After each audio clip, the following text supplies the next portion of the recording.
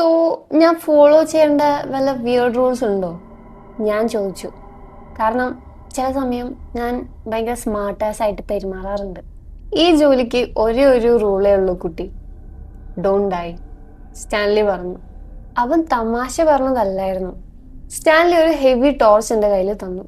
അത് കഴിഞ്ഞ് ആ അബാൻഡൻ ഹോസ്പിറ്റലിന്റെ എൻട്രൻസിലുള്ള സെക്യൂരിറ്റി ഗാർഡ് ഡോറ് പൂട്ടുകയും ചെയ്തു. നോക്ക്, ഞാൻ തിരിഞ്ഞു നടക്കാൻ തുടങ്ങുന്നതിന് മുന്നേ ആള് പറഞ്ഞു, ഇതൊരു റൂളൊന്നുമല്ല, ഒരു ഉപദേശം മാത്രം. മുകളിലത്തെ നിലയിൽ തന്നെ ഇരിക്കാൻ നോക്ക്. അവിടെ ഹാൾവേസ് കുറച്ച് ചെറുതാ, സീലിംഗും കുറച്ച് താഴെയാ. അത് നിനക്ക് കുറച്ചൊരു അഡ്വാൻറ്റേജ് തരും. എന്ത്? അതുകൊണ്ട് എന്താ ഉദ്ദേശിച്ചേ? ഞാൻ ചോദിച്ചു. പക്ഷെ അപ്പോഴേക്കും അവൻ ഹോസ്പിറ്റലിന്റെ സ്റ്റെപ്പ് ഇറങ്ങി റോഡിൽ വെയിറ്റ് ചെയ്യുന്ന കമ്പനി ട്രക്കിന്റെ അടുത്തേക്ക് കുലുങ്ങി കുലുങ്ങി പോയായിരുന്നു. എല്ലാം ശരിയാവും, അവൻ തിരിഞ്ഞു നോക്കാതെ വിളിച്ചു പറഞ്ഞു.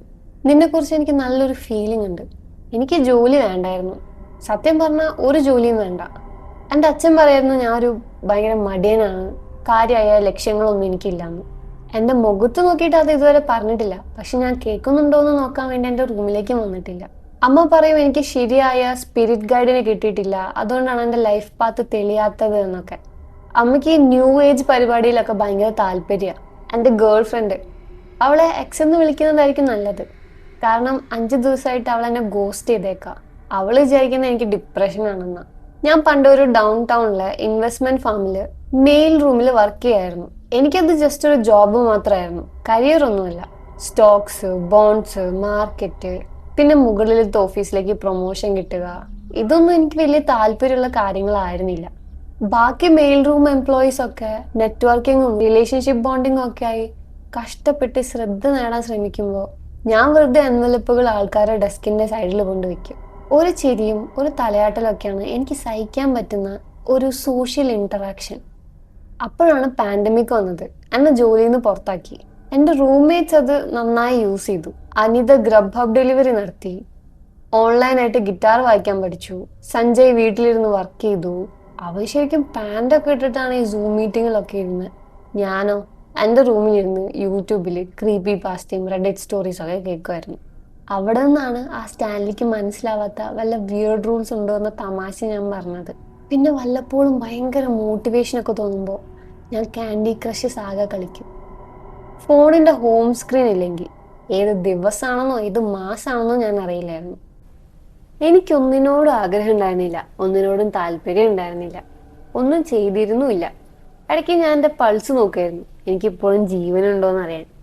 എൻ്റെ ജീവിതത്തിൽ ഇതിനേക്കാൾ മോശമായ ഒരവസ്ഥ വരാനുള്ളത് ഞാൻ തിരിച്ച് അച്ഛനമ്മമാരുടെ അടുത്തേക്ക് താമസം മാറേണ്ടി വരിക എന്നതാണ്. പാൻഡമിക് റെസ്ട്രിക്ഷൻ ഒക്കെ മാറിയപ്പോഴും എൻ്റെ അൺഎംപ്ലോയ്മെന്റ് ബെനിഫിറ്റ്സ് തീർന്നപ്പോഴും അതൊരു വലിയ പോസിബിലിറ്റി ആയിട്ട് മാറി. ആ ഫേം വീണ്ടും തുറന്നപ്പോൾ എനിക്ക് പഴയ ജോലി തിരിച്ചു കിട്ടിയില്ല. മെയിൽ റൂം വലിപ്പം കുറയ്ക്കാനാണെന്ന് പറഞ്ഞ് അച്ഛൻ എനിക്കൊരു മെസ്സേജ് അയച്ചു. എനിക്കിതൊന്നും വലിയ കാര്യമായി തോന്നിയില്ല, കാരണം ഞാൻ അത്രയ്ക്കും മടി പിടിച്ചിരിക്കുകയായിരുന്നു. പക്ഷെ എൻ്റെ റൂംമേറ്റ്സിന് ഇത് അത്ര ദഹിച്ചില്ല. ആദ്യമായി വാടകയുടെ എൻ്റെ വിഹിതം കൊടുക്കാൻ എനിക്ക് പറ്റാതായപ്പോൾ അനിതയും സഞ്ജയും എനിക്കൊരു അൾട്ടിമേറ്റം തന്നു. അടുത്ത മാസം വാടക കൊടുക്കുന്നതിന് മുമ്പ് ഒരു ജോലി കണ്ടെത്തി കാശ് കൊടുക്കുക, അല്ലെങ്കിൽ ഇറങ്ങിപ്പോവുക. തിരിച്ച് അച്ഛനമ്മമാരുടെ അടുത്തേക്ക് പോയി അച്ഛൻ്റെ നിരാശയും അമ്മയുടെ സഹതാപവും കണ്ട് ജീവിക്കേണ്ടി വരുന്ന ചിന്തയാണ് എന്നെ അവസാനം ഒന്ന് എഴുന്നേൽപ്പിച്ചത്. പിന്നെ പറഞ്ഞിട്ട് കാര്യമുണ്ടോ? ഞാൻ ആദ്യം നോക്കിയത് ക്രെയ്ഗ് ലിസ്റ്റാണ്. നൈറ്റ് വാച്ച്മാൻ ജോബ് ഐഡിയൽ ആണെന്ന് തോന്നി. അധികം എഫേർട്ട് വേണ്ട, എഡ്യൂക്കേഷനോ എക്സ്പീരിയൻസോ ആവശ്യമില്ല. എന്നെപ്പോലെ എനർജി കുറഞ്ഞ, എഡ്യൂക്കേഷൻ ഇല്ലാത്ത, എക്സ്പീരിയൻസ് ഇല്ലാത്ത ഒരാൾക്ക് പറ്റിയ സാധനം. അപ്പോഴേക്കും അവർക്കൊരാൾ അത്യാവശ്യമായിരുന്നു. ഞാൻ വിചാരിച്ചു എവിടെയെങ്കിലും ഒരു ബൂത്തിലിരുന്ന് ഫോണിൽ കളിക്കാം, അതിന് കാശും കിട്ടും. ഞാൻ ആ നമ്പറേക്ക് വിളിച്ചു. ഉടനെ തന്നെ ഇന്റർവ്യൂവിന് വരാൻ പറഞ്ഞു. കുറേ ദിവസത്തിന് ശേഷം ആദ്യമായി കുളിച്ചു. കുഴപ്പമില്ലാത്ത ഒരു പാൻറ് ഇട്ടു. അവരെനിക്കായ ഒരു ഊബറും അയച്ചു തന്നു. ആ കമ്പനി ഒരു സ്റ്റോർ ഫ്രണ്ട് ആയിരുന്നു. ജനലിൽ ഒരു ബോർഡ് ഉണ്ടായിരുന്നു, ആ പഴയ രീതിയിലുള്ള. പക്ഷെ അത് ഗ്ലാസിന്റെ ഉൾവശത്ത് പുറകോട്ട് തിരിച്ചാണ് എഴുതിയിട്ടുണ്ടായിരുന്നത്. അതിന്റെ പഴയ സ്റ്റൈലിലുള്ള അക്ഷരങ്ങളൊക്കെ മാഞ്ഞു തുടങ്ങിയിട്ടുണ്ടായിരുന്നു. പക്ഷെ അത് കാർഡ്ബോർഡിൽ എഴുതി വെച്ചതല്ലായിരുന്നു. അതുകൊണ്ട് ഇതൊരു ശരിക്കുള്ള പരിപാടിയാണെന്ന് എനിക്ക് തോന്നി. അകത്ത് ചെന്നപ്പോൾ കണ്ടത് 50 വയസ്സൊക്കെ തോന്നിക്കുന്ന ഒരാളെയാണ്. മുടി കുറവാ, നല്ല വയറും ഉണ്ട്. അവൻ സ്റ്റാൻലി എന്ന് സ്വയം പരിചയപ്പെടുത്തി. നടക്കുമ്പോൾ നല്ലൊരു മുടന്തും ഉണ്ടായിരുന്നു. അയാൾ എന്നെ ഓഫീസിലേക്ക് കൊണ്ടുപോയി ഒരു കസേരയിൽ ഇരിക്കാൻ പറഞ്ഞു. ആ ഇന്റർവ്യൂ ഞാൻ വിചാരിച്ച പോലെ ആയിരുന്നില്ല. ഞാൻ എവിടെയാണ് പഠിച്ചത്, എൻ്റെ ജോലി പാരമ്പര്യം എന്താണ്, അല്ലെങ്കിൽ എൻ്റെ ക്വാളിഫിക്കേഷൻ എന്താണ് എന്നതൊന്നും അവനൊരു വിഷയമേ ആയിരുന്നില്ല. മിക്കതും അവൻ ചോദിച്ചത് മൊത്തം എൻ്റെ സിറ്റുവേഷനെ കുറിച്ചായിരുന്നു. ഞാൻ ഫാമിലിയായി ക്ലോസ് ആണോ? അത്രക്കില്ലാന്ന് ഞാൻ പറഞ്ഞു. എനിക്ക് കുറെ ഫ്രണ്ട്സ് ഉണ്ടോ? ഇല്ല. ഞാൻ ആരെങ്കിലും ആയി ഡേറ്റിങ്ങിലാണോ? അതൊരു കോംപ്ലിക്കേറ്റഡ് കാര്യമാണ്, പക്ഷെ ഇല്ല. അങ്ങനെയുള്ള കാര്യങ്ങൾ. അയാളുടെ ആ ചോദ്യങ്ങൾ എന്നെ കുറച്ച് കൺഫ്യൂസ് ആക്കി. പക്ഷെ അത് കഴിഞ്ഞ് അയാൾ എൻ്റെ സൈസിനെ കുറിച്ച് ചോദിച്ചു. ഞാൻ 5 അടി 5 ഇഞ്ച് ഹൈറ്റും 130 പൗണ്ട് വെയിറ്റും ആണെന്ന് പറഞ്ഞു. അത് കേട്ടപ്പോൾ അയാൾ നല്ലോണം ചിരിക്കുകയും കൈ കൂട്ടി അടിച്ചിട്ട് എക്സലന്റ് എന്ന് പറയുകയും ചെയ്തു. സോ അത്യാവശ്യം വിചിത്രമായ ഒരു കാര്യമായിരുന്നു അത്. ഒരു ലാസ്റ്റ് ക്വസ്റ്റ്യൻ. അയാൾ പറഞ്ഞു, നീ നല്ലൊരു റണ്ണറാണോ? റണ്ണറോ? അയാൾ എന്താ ഉദ്ദേശിച്ചെന്ന് മനസ്സിലാവാതെ ഞാൻ ചോദിച്ചു. അതെ, ഓട്ടം. കൈകൾ സൈഡിൽ വെച്ച് ഒരു ജോഗറെ പോലെ കാണിച്ചുകൊണ്ട് അയാൾ ചോദിച്ചു, നിനക്ക് നല്ല സ്പീഡുണ്ടോ? സ്റ്റാമിന ഒക്കെ ഉണ്ടോ? ഞാൻ തോളൊന്ന് വെട്ടിച്ചു. ഹൈസ്കൂളിൽ പഠിക്കുമ്പോൾ ഞാൻ ക്രോസ് കൺട്രി റണ്ണറായിരുന്നു, പക്ഷെ അത് 5 വർഷം മുൻപാ. അത് മതിയാവും എന്ന് പറഞ്ഞ് അയാൾ ഒരു പോസ്റ്റ് നോട്ടിൽ ഒരു അഡ്രസ്സ് കുറിച്ചിട്ട് എൻ്റെ കൈ തന്നു. ഇന്ന് രാത്രി 10:45 മുമ്പായി ഇവിടെ എത്തണം. നമുക്ക് പേയ്മെന്റിനെ കുറിച്ചും ബെനിഫിറ്റ്സിനെ കുറിച്ചും ഒന്ന് സംസാരിക്കണ്ടേ? ഇന്ന് രാത്രി കാര്യങ്ങൾ എങ്ങനെ പോകുമെന്ന് നമുക്ക് നോക്കാം. നാളെ രാവിലെ നിനക്ക് ഈ ജോലി വേണമെന്ന് തോന്നുന്നുണ്ടെങ്കിൽ നമുക്ക് പേയ്മെന്റിനെ കുറിച്ചും ബെനിഫിറ്റ്സിനെ കുറിച്ചും സംസാരിക്കാം. അത് കഴിഞ്ഞ് അയാൾ എന്നെ വാതിൽ വരെ കൊണ്ടുപോയി. മുഖം നിറയെ ചിരിച്ചുകൊണ്ട് കൈ തന്നു. നിന്നെ കുറിച്ച് എനിക്ക് നല്ലൊരു ഫീലിംഗ് ഉണ്ട് കിഡ്, അയാൾ പറഞ്ഞു. നിങ്ങളിപ്പോൾ എന്താണ് ചിന്തിക്കുന്നതെന്ന് എനിക്കറിയാം. ഷോർട്ടായിട്ടുള്ള ആൾക്കാരെ ചേസ് ചെയ്യാൻ ഇഷ്ടമുള്ള ഏതോ ഒരു സൈക്കോ എന്നെ കിഡ്നാപ്പ് ചെയ്യാൻ പോവുകയാണെന്നാണ് നിങ്ങൾ വിചാരിക്കുന്നുണ്ടാവുക. എനിക്കതറിയാം. കാരണം 10:25 ടൗണിന്റെ അപ്പുറത്തേക്ക് പോകാൻ എൻ്റെ ഊബർ വന്നപ്പോൾ ഞാൻ ഇതേ കാര്യം തന്നെയാണ് ചിന്തിച്ചത്. ഞാൻ പോവാതിരിക്കാൻ നോക്കിയതാ, പക്ഷെ വീണ്ടും അച്ഛനമ്മമാരുടെ ബേസ്മെന്റിലേക്ക് തിരിച്ചു പോകേണ്ടി വരുമല്ലോ എന്ന് ആലോചിച്ചപ്പോൾ ഒരു ചാൻസ് എടുക്കാൻ തന്നെ തീരുമാനിച്ചു. പിന്നെ 5 വർഷം കഴിഞ്ഞാണെങ്കിലും ഒരു പേടിച്ചോടുന്ന എനിക്ക് ഈ മുടന്തനായ സ്റ്റാൻലിയേക്കാൾ വേഗത്തിൽ ഓടാൻ പറ്റുമെന്ന് എനിക്ക് ഉറപ്പായിരുന്നു. 15 മിനിറ്റിന് ശേഷം എന്നെ സെന്റ് ലൂക്സ് മെമ്മോറിയൽ ഹോസ്പിറ്റലിന് മുന്നിൽ ഡ്രോപ്പ് ചെയ്തു. ഉപേക്ഷിക്കപ്പെട്ട ഇത്രയും പേടിപ്പെടുത്തുന്ന ഒരു ഹോസ്പിറ്റലിനെ കുറിച്ച് വല്ല കഥകളും കേട്ടിട്ടുണ്ടാവുമെന്ന് നിങ്ങൾ വിചാരിക്കും. പക്ഷെ കാർ അവിടെ എത്തുന്നത് വരെ ഇങ്ങനൊരു സ്ഥലമുള്ള കാര്യം പോലും എനിക്കറിയില്ലായിരുന്നു. ഹോസ്പിറ്റല് റോഡിൽ നിന്നും ഒരു 100 അടി ഉള്ളിലേക്കാണ്. എൻട്രൻസിലേക്ക് ഒരു സെമി സർക്കുലർ ഡ്രൈവേ ഉണ്ട്. ആ ഏരിയയിൽ കുറെ ഫ്ലാറ്റുകളും താഴെ കുറച്ച് കടകളും ഒക്കെ ഉണ്ടായിരുന്നു. സ്റ്റാൻലി മുൻവശത്തെ സ്റ്റെപ്സിനടുത്ത് കമ്പനിയുടെ പിക്കപ്പ് ട്രക്കിൽ ഇരിക്കുന്നുണ്ടായിരുന്നു. ബിൽഡിങ്ങിന് മെയിൻ എൻട്രൻസിന്റെ 2 വശത്തായി 2 വിങ്ങുകൾ ഉണ്ടായിരുന്നു. 5 നിലയുള്ള ബിൽഡിംഗ് ആണ്. ഫ്ലാറ്റ് റൂഫ്, കോൺക്രീറ്റും ജനലുകൾക്കും ചുറ്റും യെല്ലോ ബ്രിക്ക്. ജനലുകളല്ല ഇരുമ്പ് ഗ്രില്ലുകൾ വെച്ച് അടച്ചിരിക്കുകയാണ്. സ്പൈക്കുകളുള്ള വലിയൊരു മതില് ആ ഗ്രൗണ്ടിന്റെ ബാക്കി ഭാഗം മറച്ചിട്ടുണ്ട്. അയാൾ എന്നെ മുൻവശത്തെ സ്റ്റെപ്സിലൂടെ അകത്തേക്ക് കൊണ്ടുപോയപ്പോൾ ഞാൻ ചോദിച്ചു, അപ്പൊ ശരിക്കും ഞാൻ ഇവിടെ എന്താ ചെയ്യേണ്ടത്? നീ ജസ്റ്റ് അകത്തിരിക്കുക, രാവിലെ 7 മണി വരെ എല്ലാം ഒന്ന് ശ്രദ്ധിക്കുക. നിനക്ക് വെള്ളം കുടിക്കാനോ ബാത്റൂമിൽ പോകാനോ വേണമെങ്കിൽ മെയിൻ ബിൽഡിങ്ങിൽ വാട്ടർ സപ്ലൈ ഉണ്ട്, പക്ഷെ പവർ ഇല്ല. ശരി, പക്ഷെ ആരെങ്കിലും ഉള്ളിൽ കയറാൻ നോക്കിയാലോ മറ്റോ ഞാൻ എന്ത് ചെയ്യണം? പോലീസിനെ വിളിക്ക്. പക്ഷെ നിന്റെ ഫോണിനുള്ളിൽ റേഞ്ച് കിട്ടില്ല. കോൺക്രീറ്റിലെ കമ്പികൾ സിഗ്നൽ ബ്ലോക്ക് ചെയ്യും. പക്ഷെ പേടിക്കണ്ട, ആരിങ്ങോട്ട് അതിക്രമിച്ച് കയറാൻ നോക്കാറില്ല. രാത്രി കഴിച്ചു കൂട്ടാൻ നീ എന്താണെന്ന് വെച്ചാൽ ചെയ്തോ. ഞാൻ രാവിലെ 7 മണിക്ക് വരാം. അവിടെ കുറെ റെഡ് ഫ്ലാഗുകൾ ഉണ്ടായിരുന്നു, പക്ഷെ ഞാൻ അതൊന്നും ശ്രദ്ധിച്ചില്ല. എനിക്ക് യൂട്യൂബ് കാണാൻ പറ്റില്ലല്ലോ എന്ന സങ്കടത്തിലായിരുന്നു ഞാൻ. ആ സമയത്താണ് ഞാൻ ഒരു സ്മാർട്ട് ആസ് ചമഞ്ഞ് വിയേർഡ് റൂൾസിനെ കുറിച്ച് ചോദിച്ചത്. ആദ്യത്തെ 2 മണിക്കൂർ കുഴപ്പമൊന്നുമില്ലാതെ പോയി. ടോർച്ചൊക്കെ അടിച്ച് പൊടി പിടിച്ച് റൂമുകളിലൂടെയും ഒഴിഞ്ഞ ഓഫീസുകളിലൂടെയും ഞാൻ നടന്നു. ബിൽഡിങ്ങിന്റെ മെയിൻ പാർട്ട് ഒരു ബോറൻ സ്ക്വയർ പോലെയാണ്. തറയിൽ ചാര നിറത്തിലുള്ള ടൈലുകള്, ഭിത്തികൾക്കൊരു ബേജ് കളറ്. അവിടെ അഴുക്കും പൊടിയും ഇല്ലായിരുന്നെങ്കിൽ പോലും ആ സ്ഥലത്തിനൊരു ജീവനും ഇല്ലായിരുന്നു. എന്റെ ജീവിതം ഒരു ബിൽഡിംഗ് ആയി മാറുകയാണെങ്കിൽ അത് കാണാൻ ഏകദേശം ഇതുപോലെ ഇരിക്കുമെന്ന് എനിക്ക് തോന്നി. റിസപ്ഷൻ ഡെസ്കിനടുത്തുള്ള ഒരു ഇടനാഴി ബിൽഡിങ്ങിന്റെ ഉള്ളിലേക്ക് പോകുന്നുണ്ട്. വർക്ക് ചെയ്യാത്ത 2 ലിഫ്റ്റുകളും സ്റ്റെപ്സും കഴിഞ്ഞാൽ പിന്നെയുള്ളത് ഒരു കഫറ്റീരിയൻ കിച്ചൺ, കുറച്ച് അഡ്മിനിസ്ട്രേഷൻ ഓഫീസുകൾ, പിന്നെ ഒരു വെയിറ്റിംഗ് റൂം എന്നിവയാണ്. ഫർണിച്ചറുകളും സാധനങ്ങളും മിക്കതും മാറ്റിയിട്ടുണ്ട്, പക്ഷെ കുറച്ച് പഴയ ഡെസ്കുകളും ഫയൽ ക്യാബിനുകളും ഓഫീസ് ചെയറുകളും ഒക്കെ അവിടെ ബാക്കിയുണ്ടായിരുന്നു. വെയിറ്റിംഗ് റൂമിൽ ഞാൻ വിചിത്രമായ ഒരു സാധനം കണ്ടു. അലുമിനിയം കൊണ്ടുണ്ടാക്കിയ തിരിച്ചിട്ട ട്രാഫിക് കോൺ പോലെയുള്ള ഒരു സാധനം. അതെന്താണെന്ന് ആദ്യം എനിക്ക് മനസ്സിലായില്ല. പക്ഷെ അടുത്ത് ചെന്ന് നോക്കിയപ്പോൾ അതിൽ നിറയെ മണലും സിഗരറ്റ് കുറ്റികളായിരുന്നു. ഞാൻ ജനിക്കുന്നതിന് മുൻപേ ഈ ഹോസ്പിറ്റൽ അടച്ചു പൂട്ടിയിട്ടുണ്ടാവണം. കാരണം ഹോസ്പിറ്റലിൽ ആൾക്കാരെ സിഗരറ്റ് വലിച്ചിരുന്ന ഒരു കാലം എനിക്ക് ഓർമ്മയേ ഇല്ല. മെയിൻ ബിൽഡിങ്ങിന്റെ രണ്ട് വശത്തുള്ള വിങ്ങുകളുടെ നടുക്ക് ഒരു ഹാളും അതിന്റെ രണ്ടറ്റത്ത് എമർജൻസി സ്റ്റെപ്സും ഉണ്ടായിരുന്നു. അവിടെ പണ്ട് വർക്ക് ചെയ്തിരുന്ന ഡോക്ടർമാരുടെ ഓഫീസുകളായിരിക്കണം. ആ ഹാളിന് ഇരുവശവും കുറെ വാതിലുകൾ ഉണ്ടായിരുന്നു. വാതിലുകളെല്ലാം തുറന്നു കിടക്കുമായിരുന്നു. പുറത്തെ സ്ട്രീറ്റ് ലൈറ്റിന്റെ വെളിച്ചം അഴുക്ക് പിടിച്ച ജനലിലൂടെ അകത്തേക്ക് വരുന്നുണ്ടായിരുന്നു. അതുകൊണ്ട് ടോർച്ച് ഇല്ലാതെ തന്നെ എനിക്ക് നടക്കായിരുന്നു. എങ്കിലും ഞാൻ ടോർച്ച് യൂസ് ചെയ്തു. ഞാൻ നേരത്തെ ശ്രദ്ധിക്കേണ്ടിയിരുന്ന ഒരു കാര്യം, അവിടെ ഒട്ടും വാൻഡലിസം ഇല്ലായിരുന്നു. ആരും ഭിത്തിയിൽ ഗ്രാഫിറ്റിയോ വരകളോ ഒന്നും വരച്ചിട്ടില്ല. ജനലുകളൊന്നും അടിച്ചു പൊട്ടിച്ചിട്ടില്ല. ബിയർ കുപ്പികളോ ഡ്രഗ്സ് യൂസ് ചെയ്തതിന്റെ അടയാളങ്ങളോ ഒന്നുമില്ല. പക്ഷെ 2-3 റൂമുകളുടെ വാതിൽ ആരോ ചവിട്ടി പൊളിച്ച പോലെ ഇരിക്കുന്നത് ഞാൻ കണ്ടു. അതിന്റെ ഉള്ളിൽ ഫർണിച്ചറുകളൊക്കെ പൊട്ടിക്കിടപ്പുണ്ടായിരുന്നു. ഭിത്തിയിലെ പ്ലാസ്റ്ററിലും നല്ല ആഴത്തിലുള്ള പോറലുകൾ ഉണ്ടായിരുന്നു. ഇതെല്ലാം വലിയ റെഡ് ഫ്ലാഗ്സ് ആയിരുന്നു. പക്ഷെ ഞാൻ അത് മൈൻഡ് ചെയ്തില്ല. ഏകദേശം പുലർച്ചെ 2:30 ആയപ്പോഴേക്കും എനിക്ക് ആ ജോലി ശരിക്കും ഇഷ്ടപ്പെട്ടു തുടങ്ങി. കുറെ കാലത്തിന് ശേഷം ഞാൻ ഫോൺ സ്ക്രീനിൽ നോക്കാതെ ചുറ്റുമുള്ള ലോകത്തെ ശ്രദ്ധിക്കായിരുന്നു. എൻ്റെ തലയ്ക്കുള്ളിൽ ഒരു പ്രത്യേക തരം എനർജി ഫീൽ ചെയ്യുന്നുണ്ടായിരുന്നു. പണ്ട് ദൂരെയുള്ള സ്ഥലങ്ങളിൽ ക്രോസ് കൺട്രി റേസിന് പോകുമ്പോഴോ അല്ലെങ്കിൽ എല്ലാം പുതിയതായി തോന്നുന്ന ഒരു ഫസ്റ്റ് ഡേറ്റിന് പോകുമ്പോഴോ ഒക്കെ തോന്നുന്ന ഒരു തരം പേടിയും ആകാംക്ഷയും കലർന്ന ഫീലിംഗ്. ഞാൻ ജനിക്കുന്നതിന് മുമ്പ് ഉപേക്ഷിക്കപ്പെട്ട ഒരു ഹോസ്പിറ്റലിന് ഫ്രഷ് എന്ന് വിശേഷിപ്പിക്കുന്നത് ഭ്രാന്താണെന്ന് എനിക്കറിയാം. പക്ഷെ അപ്പോൾ എനിക്ക് അങ്ങനെയാണ് തോന്നിയത്. അപ്പോഴാണ് ഞാൻ ആ ശബ്ദം കേട്ടത്. ഒരു വലിയ ക്രാഷ്. അത് ദൂരെ നിന്നാണ് വന്നത്. പക്ഷെ ആ വിജനമായ ബിൽഡിങ്ങിൽ ആ ശബ്ദം മുഴങ്ങി കേട്ടു. അത് താഴത്തെ നിലയിൽ നിന്നാണെന്ന് തോന്നി. മെയിൻ സ്റ്റെപ്സിന്റെ അവിടെ ബേസ്മെന്റിലേക്കുള്ള ഒരു സൈൻ ബോർഡ് ഞാൻ കണ്ടിരുന്നു. അതിൽ ലോണ്ടറി, സ്റ്റോറേജ്, മോർഗ് എന്നൊക്കെ എഴുതിയിട്ടുണ്ടായിരുന്നു. എനിക്ക് ചുറ്റും എക്സ്പ്ലോർ ചെയ്യുന്നത് ഇഷ്ടമായിരുന്നെങ്കിലും ആ പഴയ മോർഗിൽ പോയി നോക്കാൻ എനിക്ക് ഒട്ടും താല്പര്യം ഉണ്ടായിരുന്നില്ല.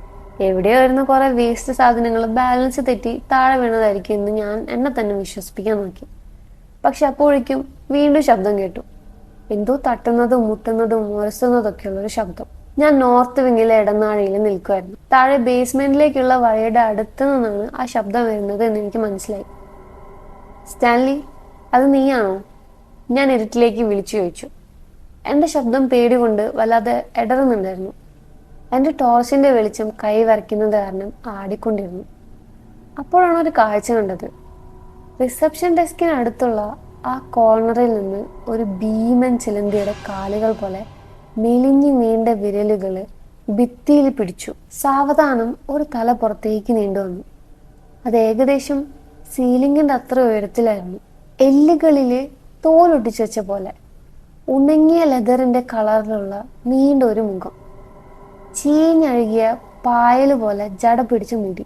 അത് ആ തലയിൽ നിന്ന് തൂങ്ങിക്കിടക്കുന്നു.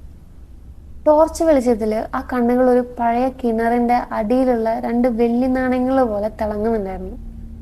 പെട്ടെന്ന് അത് ചിരിച്ചു. അപ്പോ കണ്ടത് നിരനിരയായുള്ള കൂർത്ത പല്ലുകളാണ്. ഈശ്വര, ഞാൻ നിലവിളിച്ചുകൊണ്ട് അവിടുന്ന് ജീവനും കൊണ്ടോടി. പേടിച്ചിരിക്കുമ്പോൾ ഇത്തരം ചെറിയ കാര്യങ്ങൾ പോലും ഓർമ്മയിൽ നിൽക്കുമല്ലോ.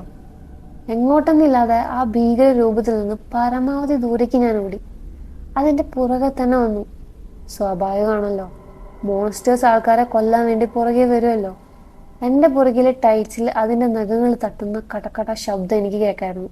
ശബ്ദം അടുത്തടുത്ത് വന്നെങ്കിലും തിരിഞ്ഞു നോക്കാൻ എനിക്ക് ധൈര്യം വന്നില്ല. ഹാളിന്റെ അറ്റത്തുള്ളൊരു വാതില് തള്ളി തുറന്ന് ഞാൻ എമർജൻസി സ്റ്റെപ്സിലേക്ക് കയറി. മുകളിലേക്ക് ഓടുകയല്ലാതെ വേറെ വഴിയില്ലായിരുന്നു. സർജറി എന്ന് എഴുതിയ ഫസ്റ്റ് ഫ്ലോറിൽ എത്തിയപ്പോഴേക്കും ആ സാധനം താഴത്തെ വാതിൽ തകർത്ത് അകത്ത് കയറി. ഞാൻ 2ാം നിലയിലെ ഇടനാഴിയിലേക്ക് ചാടിക്കയറി. അവിടെ കിടന്ന പഴയ വീൽ ചെയറുകളും സ്ട്രെച്ചറുകൾക്കും ഇടയിലൂടെ മെയിൻ ബിൽഡിങ്ങിന്റെ ഭാഗത്തേക്ക് ഞാൻ പാഞ്ഞു. ഇടനാഴിയുടെ പകുതി എത്തിയപ്പോൾ അവിടെ ഒരു നഴ്സസ് സ്റ്റേഷൻ കണ്ടു. ഞാൻ വേഗം ആ കൗണ്ടറിന്റെ അടിയിൽ കയറി ഒളിച്ചിരുന്നു. ടോർച്ച് ഓഫ് ചെയ്തു. അപ്പോഴേക്കും ആ ജീവി സ്റ്റെപ്സിന്റെ വാതിൽ തകർത്ത് പുറത്തെത്തി.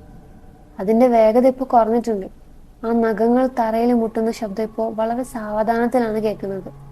ജനലിലൂടെ വന്ന നേരത്തെ വെളിച്ചത്തില് നേഴ്സ് സ്റ്റേഷന് പുറകിലെ ഭിത്തിയിൽ ആ ജീവിയുടെ നിഴല് പതിയുന്നത് എനിക്ക് കാണായിരുന്നു. ആ സാധനം എൻ്റെ അടുത്തേക്ക് വന്നു. ഞാനിരുന്ന കൗണ്ടറിൻ്റെ തൊട്ടപ്പുറത്ത് അത് നിന്നു. ഞങ്ങളുടെ ഇടയിൽ ആകെ ഒരു പ്ലൈവുഡ് ഷീറ്റ് മാത്രമേ ഉണ്ടായിരുന്നുള്ളൂ. അതിൻ്റെ ആ വലിയ ചിലന്തി വിരലുകൾ കൗണ്ടറിൻ്റെ വശങ്ങളിൽ ചുറ്റിപ്പിടിച്ചു. എൻ്റെ മുഖത്തിന് തൊട്ടടുത്ത് കൗണ്ടറിൻ്റെ അടിയിൽ ആ കൂർത്ത നഖങ്ങൾ കൊണ്ട് അത് കൊട്ടുന്നുണ്ടായിരുന്നു. എനിക്ക് ആകെ ഒരു വിറയൽ പോലെ തോന്നി. സിരകളിലൂടെ ചോര ഓടുന്നത് എനിക്ക് ഫീൽ ചെയ്യാം. ഞാൻ എൻ്റെ കൈ കൊണ്ട് വാ പൊത്തിപ്പിടിച്ചു. കേൾക്കുമ്പോൾ വട്ടാണെന്ന് തോന്നാം, പക്ഷെ ഞാൻ പേടിച്ച് നിലവിളിക്കോ അതോ ചിരിക്കോ എന്ന് എനിക്ക് തന്നെ അറിയില്ലായിരുന്നു. പക്ഷെ ഞാൻ കൺട്രോൾ വിടുന്നതിന് മുമ്പ് തന്നെ ആ ജീവി ഒന്ന് ഹിസ് ചെയ്തുകൊണ്ട് ഇടനാഴിയിലൂടെ നടന്നുപോയി. അതിൻ്റെ കാലച്ച് മാഞ്ഞു തുടങ്ങിയപ്പോൾ ഞാൻ കൗണ്ടറിൻ്റെ അറ്റത്തുകൂടെ ഒന്ന് എത്തി നോക്കി. അത് ആ ഹാളിൻ്റെ അറ്റത്ത് എത്താറായിട്ടുണ്ടായിരുന്നു. ഏകദേശം ഒരു മനുഷ്യരൂപമൊക്കെ ഉണ്ടെങ്കിലും ആകെ മെലിഞ്ഞുണങ്ങിയ എല്ലുകളൊക്കെ പുറത്ത് തള്ളി നിൽക്കുകയായിരുന്നു. ഭയങ്കര വലിപ്പമുള്ളൊരു സാധനം. ഏകദേശം 10 അല്ലെങ്കിൽ 12 അടി പൊക്കം കാണും. ഹോസ്പിറ്റലിലെ സാധനങ്ങൾക്കിടയിലൂടെ നടക്കാൻ അത് വല്ലാതെ വളഞ്ഞും കുനിഞ്ഞാണ് നീങ്ങുന്നത്. അപ്പോഴാണ് എനിക്ക് സ്റ്റാൻലിയുടെ ഉപദേശം മനസ്സിലായത്. മുകളിലത്തെ നിലയിൽ നിൽക്കണമെന്ന് പറഞ്ഞത് ഇതിനായിരുന്നു. അവിടെ മേൽക്കൂര താഴെ ആയതുകൊണ്ട് ആ സാധനത്തിന് നിവർന്ന് നിൽക്കാനോ ഓടാനോ പറ്റില്ല. അത് നിവർന്ന് ഓടുകയാണെങ്കിൽ എനിക്ക് 2 സ്റ്റെപ്പ് പോലും വെക്കാൻ പറ്റില്ലായിരുന്നു. ഞാൻ മെല്ലെ കൗണ്ടറിന്റെ പിന്നിൽ നിന്ന് പുറത്തേക്ക് കടന്നപ്പോൾ എൻ്റെ കയ്യിലുണ്ടായിരുന്ന ടോർച്ച് ഭിത്തിയിൽ തട്ടിയിട്ട് ഒരു ചെറിയ ശബ്ദം ഉണ്ടാക്കി. അതൊരു വലിയ ശബ്ദമൊന്നും അല്ലായിരുന്നു, പക്ഷെ ആ ജീവിക്ക് അത് മതിയായിരുന്നു. അത് പെട്ടെന്ന് തന്നെ കണ്ടു. ഒരു വലിയ നിലവിളിയോടെ അതെൻ്റെ അടുത്തേക്ക് പാഞ്ഞു വന്നു. എനിക്ക് സ്റ്റെപ്സിലേക്ക് ഓടുകയല്ലാതെ വേറെ വഴിയില്ലായിരുന്നു. ഓരോ 2 സ്റ്റെപ്പും ചാടിക്കയറി ഞാൻ പേഷ്യൻ്റ് വാർഡെന്ന് എഴുതിയ 3ാം നിലയിലെ വാതിൽ തള്ളി തുറന്ന് അകത്തേക്ക് കയറി. കണ്ട ആദ്യത്തെ റൂമിലേക്ക് തന്നെ ഞാൻ ഓടിക്കയറി. അവിടെ 2 ബെഡ് ഫ്രെയിമുകളും അതിനിടയിൽ പൊടി പിടിച്ച ഒരു കർട്ടന് മാത്രമേ ഉണ്ടായിരുന്നുള്ളൂ. 2 ബെഡിന് മുകളിൽ ഓരോ ജനലുകളുണ്ടായിരുന്നു, പക്ഷെ 2ലും ഇരുമ്പഴികൾ ഉണ്ടായിരുന്നു. എൻ്റെ പുറകെ ആ മോൺസ്റ്ററിന്റെ വലിയ കാലച്ചകൾ സ്റ്റെപ്സ് കയറി വരുന്നത് കേൾക്കാം. ഓടിപ്പോകാൻ ഒരു സ്ഥലവും, വാതിലടച്ച് കെട്ടാൻ സമയമില്ല, അതിനുള്ള സാധനങ്ങളും ഇല്ല. ഒരു കൊച്ചുകുട്ടി പുതപ്പിനടിയിൽ ഒളിക്കുന്നത് പോലെ ഞാൻ ആ ബെഡിന് പിന്നിലെ ഭിത്തിയോട് ചേർന്ന് കർട്ടനുള്ളിൽ ചുരുണ്ടുകൂടി. കർട്ടൻ അനക്കം നിൽക്കുന്നതിന് മുമ്പ് തന്നെ ആ ജീവി മുറിക്കുള്ളിലേക്ക് തള്ളിക്കയറി വന്നു. എന്നെ ഉടനെ കാണാത്തോണ്ട് അത് ദേഷ്യത്തിൽ ചീറ്റുന്നുണ്ടായിരുന്നു. അതൊരു ബെഡ് ഫ്രെയിം അടിച്ചു തകർത്തു. എന്നിട്ട് എൻ്റെ തലയ്ക്ക് തൊട്ടുമുകളിൽ ആ കർട്ടനിലൂടെ അതിൻ്റെ കൂർത്ത നഖങ്ങൾ ആഞ്ഞു വീശി. കർട്ടൻ കമ്പിൽ നിന്ന് അടർന്ന് താഴെ വീണു. ഞാൻ അതിൻ്റെ ഒപ്പം തറയ്ക്ക് വീണു. ദേഷ്യം സഹിക്കാനാവാതെ ആ മോൺസ്റ്റർ അടുത്ത ബെഡ് ഫ്രെയിം അടിച്ചു തകർത്തു. ഞാൻ അനങ്ങാതെ അവിടെ നിന്നു. ആ ബെഡിൻ്റെ ഒരു കഷ്ണം തെറിച്ച് വന്ന് എൻ്റെ തലയിൽ അടിച്ചെങ്കിലും ഞാൻ അനങ്ങിയില്ല. എനിക്കാകെ കണ്ണിൽ ഇരുട്ട് കയറുന്നത് പോലെ തോന്നി. ആ ജീവി കുറച്ചു നേരം കൂടെ അവിടെ നിന്ന് ചീറ്റിയ ശേഷം പുറത്തേക്ക് പോയി. ഞാൻ ആ കർട്ടൻ്റെ അടിയിൽ തന്നെ കുറച്ചു നേരം കൂടെ അനങ്ങാതെ കടന്നു. പുറത്ത് അതിനെ പിടിക്കാൻ പതുങ്ങി നിൽക്കുന്നുണ്ടോ എന്ന് എനിക്കറിയില്ലായിരുന്നു, പക്ഷെ എനിക്ക് അവിടെ നിന്ന് മൂവ് ചെയ്യണമായിരുന്നു. എൻ്റെ ബോഡി ഫുള്ള് വിറയ്ക്കുന്നുണ്ടായിരുന്നു. രാവിലെ വരെ എവിടെയെങ്കിലും ഒളിക്കണം, അല്ലെങ്കിൽ ഈ കോൺക്രീറ്റ് ബിൽഡിങ്ങിന് മുകളിൽ ടെറസിൽ പോയി ഫോണിൽ നിന്ന് ആരെങ്കിലും വിളിക്കാൻ പറ്റുമോ നോക്കണം. 3ാം നിലയിൽ വെളിച്ചം കുറവായിരുന്നു, എങ്കിലും തട്ടിയും മുട്ടിയും വീഴാതിരിക്കാനുള്ള വെളിച്ചം ഉണ്ടായിരുന്നു. പക്ഷേ സ്റ്റെപ്പ് ഫുള്ള് ഇരുട്ടായിരുന്നു. ടോർച്ച് അടിക്കാൻ എനിക്ക് പേടി തോന്നി, കാരണം ടോർച്ച് ഇടുമ്പോൾ ആ ഭീകരായ വെള്ളിക്കണ്ണുകൾ എൻ്റെ മുന്നിൽ കണ്ടാലോ. ഞാനൊന്ന് ആഞ്ഞ് ശ്വാസം വലിച്ചുകൊണ്ട് ടോർച്ച് ഓൺ ചെയ്തു. ഭാഗ്യം, അവിടെ ആരുമില്ലായിരുന്നു. ഞാൻ 4ാമത്തെയും 5ാമത്തെയും നിലകൾ കഴിഞ്ഞ് മുകളിലെത്തി. ടെറസിലേക്കുള്ള വാതിൽ വലിയ ചങ്ങലയും പൂട്ടിട്ട് പൂട്ടിയിരിക്കുകയായിരുന്നു. ഫോൺ എടുത്ത് നോക്കി, ഇപ്പോഴും റേഞ്ച് ഇല്ല. താഴേക്ക് വരുന്നത് അല്ലാതെ വേറെ വഴിയില്ലായിരുന്നു. 5ാം നിലയുടെ ലാൻഡിങ്ങിൽ നിന്ന് 5ാം സ്റ്റെപ്പ് താഴേക്ക് ഇറങ്ങിയപ്പോൾ ഞാൻ ആ ശബ്ദം കേട്ടു. എൻ്റെ തൊട്ടു താഴെ ഇരുട്ടിൽ നിന്ന് ആ നഖങ്ങൾ ഉരയ്ക്കുന്ന ശബ്ദം. അതവിടെ ഉണ്ട്. ഞാൻ സ്റ്റെപ്പിൻ്റെ പിടിയിലൂടെ താഴേക്ക് ടോർച്ച് അടിച്ചപ്പോൾ 2 നില താഴെയായി ആ വെള്ളിക്കണ്ണുകൾ എന്നെ തന്നെ നോക്കി നിൽക്കുന്നത് കണ്ടു. ആ ജീവി വിയേർഡായിട്ടുള്ളൊരു ശബ്ദം ഉണ്ടാക്കി. അത് കേട്ട ഏകദേശം ഒരു ചിരി പോലെ തോന്നുമായിരുന്നു. എന്നിട്ടത് സ്റ്റെപ്സ് ഓടി ഇറങ്ങാൻ തുടങ്ങി. 5ാം നിലയിലെ ഇടനാഴിയിലേക്ക് എത്തിയപ്പോഴേക്കും പേടി കൊണ്ട് ഞാൻ 2 തവണ തട്ടി വീണു. ഇതൊരു മെൻ്റൽ വാർഡായിരുന്നു എന്ന് എനിക്ക് പെട്ടെന്ന് മനസ്സിലായി. അവിടുത്തെ മിക്ക റൂമുകളും പാഡഡ് ആയിരുന്നു. ഒരു റൂമിൽ ഇലക്ട്രിക് ഷോക്ക് കൊടുക്കുന്ന മെഷീൻ ഇരിക്കുന്നത് പോലും ഞാൻ കണ്ടു. ജീവൻ രക്ഷിക്കാൻ ഓടുമ്പോഴും ഇത്രയും വിചിത്രമായ കാര്യങ്ങൾ തലയിൽ ഉടക്കി നിൽക്കുന്നത് കഷ്ടം തന്നെ. ആ മോൺസ്റ്റർ പുറകെ വരുന്നത് കൂടുതൽ അടുത്ത് കേൾക്കായിരുന്നു. എൻ്റെ ഹൃദയം എൻ്റെ സ്പൈനിൽ ഇടിച്ചു പൊട്ടുന്നത് പോലെ തോന്നി. മെയിൻ സ്റ്റെപ്പിൻ്റെ അടുത്തേക്കാണ് ഞാൻ പോയത്. പക്ഷെ പെട്ടെന്ന് എനിക്ക് തോന്നി അതൊരു ബാഡ് ഐഡിയ ആണെന്ന്. ആ ഇടുങ്ങിയ ഇടനാഴിയിൽ പോലും അതെൻ്റെ അടുത്തെത്തിയെങ്കിൽ ഇത്രയും തുറസായ ആ സ്പേസിൽ വെച്ച് എന്നെ അത് ഈസിയായി പിടിക്കും. അതുകൊണ്ട് നല്ല സ്ട്രോങ് ആയ വാതിലുള്ള ഒരു റൂം കണ്ടപ്പോൾ ഞാൻ അതിൻ്റെ ഉള്ളിലേക്ക് കയറി വാതിലടച്ചു. എനിക്ക് വേറെ വഴിയില്ലായിരുന്നു. അതിൻ്റെ മേലെ ഒരു ബോൾട്ട് ഉണ്ടായിരുന്നു. അത് ഞാൻ ഇട്ടു. അതൊരു വൃത്തിയാക്കുന്ന സാധനങ്ങൾ വെക്കുന്ന ഒരു മുറിയായിരുന്നു. അവിടുത്തെ ഷെൽഫുകളൊക്കെ ഒഴിഞ്ഞു കിടക്കുമായിരുന്നു. ഒരു മൂലയിൽ ഒരു മോപ്പും ബക്കറ്റും 2 ചൂലുകളൊക്കെ ഉണ്ടായിരുന്നു. പിന്നെ ഒരു ലോണ്ടറി കാർട്ടും. പക്ഷെ ഇതൊന്നും എനിക്ക് വലിയ ഉപകാരമുള്ള സാധനങ്ങളായിരുന്നില്ല. വാതിലിന് മുകളിൽ ആ ജീവി ആദ്യമായി ആഞ്ഞു തട്ടിയപ്പോൾ ഉണ്ടായ ഒരു ശബ്ദം ആ ചെറിയ റൂമിൽ തന്നെ ഡെഫാക്കുന്നത് പോലെ തോന്നി. വാതിലിന് ചുറ്റുള്ള പ്ലാസ്റ്ററുകൾ തറയിലേക്ക് പൊഴിഞ്ഞു വീണു. 2ാമത്തെ തവണ തട്ടിയപ്പോൾ വാതിലിന്റെ മരം പൊട്ടുന്ന ശബ്ദം എനിക്ക് കേൾക്കായിരുന്നു. ഞാൻ വേഗം ആ മോപ്പും ബക്കറ്റും ചൂലും ലോണ്ടറി കാർട്ടൊക്കെ വാതിലിന് കുറുകെ വെച്ചു. ഷെൽഫുകൾ വലിച്ച് താഴെ ഇടാൻ നോക്കിയെങ്കിലും അത് ഭിത്തിയോട് ബോൾട്ട് ചെയ്ത് വെച്ചേക്കുമായിരുന്നു. 3ാമത്തെ അടിയിൽ വാതിൽ ശരിക്കും തകർന്നു തുടങ്ങി. ഞാൻ പേടിയോടെ മുറിക്കുള്ളിൽ ടോർച്ച് ഇങ്ങനെ അടിച്ച് നോക്കിയപ്പോഴാണ് ആ കാഴ്ച കണ്ടത്. ഭിത്തിയിൽ ഏകദേശം 2 അടി വീതിയുള്ള ഒരു സ്ലൈഡിംഗ് പാനൽ. ഞാൻ അത് വലിച്ചുയർത്തി. അതൊരു ലോണ്ടറി ഷൂട്ടായിരുന്നു.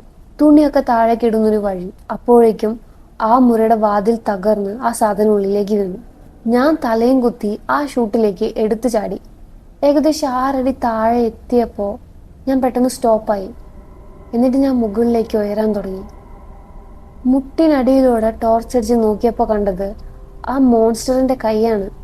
അത് ആ ഷൂട്ടിനുള്ളിലേക്ക് കൈയിട്ട് എൻ്റെ ഷൂസിന്റെ ഹീൽ ഭാഗത്ത് മുറുക്കി പിടിച്ചേക്കാണ്. ഞാൻ ഭിത്തിയിൽ കൈകൾ അമർത്തി താഴേക്ക് തള്ളാൻ നോക്കിയെങ്കിലും അതിന് ഭയങ്കര പവറായിരുന്നു. ഞാൻ എത്രയൊക്കെ പൊരുതിയിട്ടും അതിനെ മുകളിലേക്ക് വലിച്ചെടുത്തു. ആ മെറ്റൽ പൈപ്പിനുള്ളിൽ എൻ്റെ കൈകൾ ഉറയുന്നുണ്ടായിരുന്നു. ഞാൻ പെട്ടെന്ന് എൻ്റെ ഷോൾഡറുകൾ ഉള്ളിലേക്ക് ചുരുട്ടി താടി നെഞ്ചോട് ചേർത്ത് വെച്ച് എങ്ങനെയൊക്കെ എൻ്റെ ഷൂസിന്റെ ലേസിലൊന്ന് പിടിച്ച് വലിച്ചു. ലേസ് അഴിഞ്ഞു. എൻ്റെ കാല് ഷൂസിൽ നിന്ന് ഊരിപ്പോയി. ഞാൻ താഴേക്ക് പതിച്ചു. ഭിത്തിയിൽ കൈകളും കാലുകളും അമർത്തി സ്പീഡ് കുറയ്ക്കാൻ നോക്കിയെങ്കിലും അധികം ഫലം ഉണ്ടായില്ല. 5 നില താഴെ ലോണ്ടറി റൂമിലെ ആ കടുപ്പുള്ള തറയിലേക്ക് ഞാൻ ആഞ്ഞു വീണു. എൻ്റെ കണ്ണിൽ ഇരുട്ട് കയറിപ്പോയി. ബോധം തിരിച്ചു കിട്ടിയപ്പോൾ ഞാൻ ആ വലിയ റെക്ടാങ്കുലർ മുറിയുടെ അറ്റത്തായിരുന്നു. 2 വശത്തും വലിയ വാഷിംഗ് മെഷീനുകളും ഡ്രയറുകളും ഉണ്ടായിരുന്നു. റൂമിന്റെ അപ്പുറത്തെ വാതിൽ തുറന്നു കിടക്കാണ്. അത് ബേസ്മെന്റിലേക്കുള്ള വഴിയാണ്. പുറത്തെ വീട്ടിൽ നിന്ന് ആ ജീവി അവിടെ കറങ്ങി നടക്കുന്നത് എനിക്ക് കേൾക്കാം. ഞാൻ വീണ്ടും ട്രാപ്പിലായി. ഒളിക്കല്ലാതെ വേറെ വഴിയില്ല. ഒരു ഡ്രയറിന്റെ വാതിൽ തുറന്നു നോക്കിയപ്പോൾ എനിക്ക് അതിനുള്ളിൽ കയറാൻ പറ്റുമെന്ന് മനസ്സിലായി. പക്ഷെ അതിന്റെ വാതില് ഗ്ലാസ് ആണ്. വാഷിംഗ് മെഷീനുകളും അതുപോലെ തന്നെ. ആ വെള്ളി കണ്ണുകൾക്ക് ഇരുട്ടിലും എന്നെ ഈസിയായി കാണാൻ പറ്റുമെന്ന് എനിക്ക് ഉറപ്പായിരുന്നു. അപ്പോഴാണ് മെഷീനുകളുടെയും ഭിത്തികളുടെയും ഇടയിലുള്ള ചെറിയൊരു ഗ്യാപ്പ് ഞാൻ ശ്രദ്ധിച്ചത്. പൈപ്പുകളും മറ്റും റിപ്പയർ ചെയ്യാൻ വേണ്ടിയിട്ടിരിക്കുന്ന ചെറിയൊരു സ്ഥലം. ഞാൻ ടോർച്ച് ഓഫ് ചെയ്ത് ഡ്രയറുകൾക്ക് പിന്നാലെ ആ സ്ഥലത്തേക്ക് നൂണ് കയറി. കുറച്ച് കഴിഞ്ഞപ്പോൾ തന്നെ ആ മോൺസ്റ്റർ അവിടെ എത്തി. അതാദ്യം ചെയ്തത് ഓരോ വാഷിംഗ് മെഷീന്റെയും ഡ്രയറിന്റെയും വാതിൽ വലിച്ചു തുറന്ന് ഉള്ളിലേക്ക് നോക്കുക എന്നതായിരുന്നു. എൻ്റെ ബുദ്ധിയെ ഞാൻ തന്നെ അഭിനന്ദിക്കേണ്ടതായിരുന്നു. പക്ഷെ ആ സമയം ഞാൻ എൻ്റെ മൂക്ക് അമർത്തി പിടിക്കുന്ന തിരക്കിലായിരുന്നു. അവിടെ ഉണ്ടായിരുന്ന പൊടിയും നൂൽ കഷ്ണങ്ങളും ഒക്കെ മൂക്കിൽ കയറി എനിക്ക് വല്ലാതെ തുമ്മൽ വരുന്നുണ്ടായിരുന്നു. വാഷിംഗ് മെഷീനുകളുടെ പിന്നിൽ ഒളിക്കുന്നതായിരുന്നു കൂടുതൽ നല്ലതെന്ന് എനിക്ക് തോന്നി. ആ ജീവി ആ വരിയുടെ അവസാനം വരെ എത്തി. എന്തു ചെയ്യണമെന്ന് അറിയാതെ അത് കുറച്ചു നേരം അവിടെ നിന്നു. എനിക്ക് ശ്വാസം വിടാൻ പോലും പറ്റുന്നുണ്ടായിരുന്നില്ല. തുമ്മൽ വരാതിരിക്കാൻ ഞാൻ മൂക്ക് മുറുകി പിടിച്ചു. എൻ്റെ നെഞ്ച് ശരിക്കും വലിഞ്ഞു മുറുകാൻ തുടങ്ങി. ആ ജീവി ദേഷ്യപ്പെട്ട് ചീറ്റിക്കൊണ്ട് അവിടെ നിന്ന് പോയി. പോകുന്ന വഴിക്ക് ദേഷ്യം തീർക്കാൻ എന്നോണം അത് വാഷിംഗ് മെഷീനുകളിലും ഡ്രയറുകളിലും ആഞ്ഞു തല്ലുന്നുണ്ടായിരുന്നു. ഞാൻ ഒളിച്ചിരുന്ന ഡ്രയറിനിട്ട അടിയിൽ ആ മെഷീൻ തെറിച്ച് ഭിത്തിയിൽ പോയി ഇടിച്ചു. കറക്റ്റ് ടൈമിൽ ഞാൻ തല മാറ്റിയതുകൊണ്ട് മാത്രം എൻ്റെ തലയോട്ടി തകർന്നില്ല. അവിടുന്ന് പുറത്തേക്ക് കടക്കുന്നത് ഭയങ്കര ടാസ്ക്കായിരുന്നു. അതും ഒച്ച ഉണ്ടാക്കാതെ ചെയ്യുന്നത് അതിലും ടാസ്ക്കായിരുന്നു. ചില മെഷീനുകൾ അടികൊണ്ട് ഭിത്തിയിലേക്ക് ചെരിഞ്ഞു കിടക്കുകയായിരുന്നു. അതിൻ്റെ അടിയിലൂടെ എഴഞ്ഞു വേണമായിരുന്നു എനിക്ക് പോവാൻ. ആ വരിയുടെ അവസാനം എത്തിയപ്പോഴേക്കും എൻ്റെ ദേഹം മൊത്തം പൊടിയും മാറാലിയും കൊണ്ട് നിറഞ്ഞു. ഇരുട്ടിൽ നിന്നുള്ള ശബ്ദം കേട്ടിട്ട് ആ മോൺസ്റ്റർ ലോണ്ടറി റൂം വിട്ട് വലതുവശത്തേക്ക് പോയെന്നാണ് എനിക്ക് തോന്നി. ഞാൻ നേരെ ഇടതുവശത്തേക്ക് പോയി. ആ രാത്രിയിൽ ഞാൻ ചെയ്ത കുറേ മണ്ടത്തരങ്ങളിൽ മറ്റൊന്ന്. ആ ഇടനാഴി അവസാനിച്ചത് ഒരു വാതിലിലാണ്. ടോർച്ച് വെളിച്ചം കൈവിരലുകൾക്കിടയിലൂടെ അല്പം മാത്രം പുറത്തേക്ക് വിട്ടിട്ട് ഞാൻ ആ ബോർഡിൽ നോക്കി. എനിക്ക് പേടിയുള്ള ആ വാക്ക് തന്നെയായിരുന്നു അവിടെ. മോർഗ്. എനിക്ക് ഒട്ടും പോകാൻ താല്പര്യമില്ലാത്ത ഒരിടമായിരുന്നു അത്. പക്ഷെ അപ്പോഴാണ് ആ വിധി വന്നത്. ഞാൻ ഒന്ന് തുമ്മി. എൻ്റെ ഷർട്ടിൽ പറ്റിയിരുന്ന പൊടിയോ മറ്റോ മൂക്കിൽ കയറിയതായിരുന്നു. എനിക്കത് തടയാൻ പോലും സമയം കിട്ടിയില്ല. എൻ്റെ ഈ അവസ്ഥയ്ക്ക് ചേരുന്നത് പോലെ നല്ല ഉറക്കെയുള്ളൊരു തുമ്മൽ തന്നെയായിരുന്നു അത്. വീട്ടിൽ നിന്ന് ആ ജീവി ഒന്ന് ചീറ്റിക്കൊണ്ട് എൻ്റെ അടുത്തേക്ക് പാഞ്ഞു വരുന്നത് എനിക്ക് കേൾക്കാം. അവിടെ അതിൻ്റെ സ്പീഡ് കുറയ്ക്കാൻ ലോ ഫ്ലോറോ ഇടുങ്ങിയ വഴികളോ ഒന്നുമില്ലായിരുന്നു. ഞാൻ വേഗം ആ മോർഗിൻ്റെ വാതിൽ വലിച്ചു തുറന്ന് ഉള്ളിൽ കയറി ഒളിച്ചു. വേറെ വഴിയില്ലായിരുന്നു. കുറേ ക്രൈം ഷോകളൊക്കെ കണ്ടിട്ടുള്ളതുകൊണ്ട് അതൊരു പോസ്റ്റ്മോർട്ടം റൂമാണെന്ന് എനിക്ക് പെട്ടെന്ന് മനസ്സിലായി. റൂമിൻ്റെ നടുവിൽ സ്റ്റെയിൻലെസ് സ്റ്റീലിൻ്റെ 3 ടേബിളുകൾ ഉണ്ടായിരുന്നു. അതിൻ്റെ മുകളിൽ ഓരോ വലിയ ലൈറ്റുകൾ തൂങ്ങിക്കിടക്കുന്നു. നിറയെ ചിലന്തിവലകളൊക്കെ ഉണ്ട്. ഭിത്തിയിൽ കുറെ ക്യാബിനറ്റുകളും ടേബിളുകളും ഉണ്ടായിരുന്നു. ഒരാളെ വെട്ടിപ്പൊളിച്ച് മരണം കണ്ടുപിടിക്കാൻ വേണ്ട എല്ലാ ടൂളുകളും അവിടെ നിരന്ന് കിടപ്പുണ്ട്. പക്ഷെ ഒരു ക്രൈം ഷോയിലും കണ്ടിട്ടില്ലാത്തൊരു കാര്യം അവിടെ ഉണ്ടായിരുന്നു. 6ഓളം മനുഷ്യ തലയോട്ടികൾ ആരും ഒരു ട്രോഫി പോലെ ഭംഗിയായി ആ ടേബിളിലും നിരത്തി വെച്ചിരിക്കുന്നു. എനിക്ക് തോന്നിയതാണോ എന്നറിയാൻ ഞാൻ കണ്ണു ചിമ്മി നോക്കി. നടുവിലുള്ള തലയോട്ടിയുടെ ചെന്നിയിലുള്ള ഒരു സാമുറായ് വാള് ആരോ കുത്തി കയറ്റിയിട്ടുണ്ട്. മുറിയുടെ അറ്റത്ത് ഇൻസുലേറ്റ് ആയ ഒരു കട്ടിയുള്ള വാതിൽ തുറന്നു കിടക്കുന്നുണ്ടായിരുന്നു. അത് വാക്കിൻ ഫ്രീസറിലേക്കുള്ളതായിരുന്നു. ശരിക്കും പറഞ്ഞ ഒരു ഡെഡ് എൻഡ്. ആ ജീവിയുടെ ശബ്ദം അടുത്തടുത്ത് വരുന്നുണ്ട്. വേറെ ഒരിടത്തും പോകാനില്ലാത്തതുകൊണ്ട് ഞാൻ അതിനുള്ളിലേക്ക് കയറി. അവിടെ ചെന്നപ്പോഴാണ് എനിക്ക് മനസ്സിലായത് ഞാൻ വറച്ചട്ടിയിൽ നിന്ന് അടുപ്പിലേക്കാണ് ചെന്ന് വീണതെന്ന്.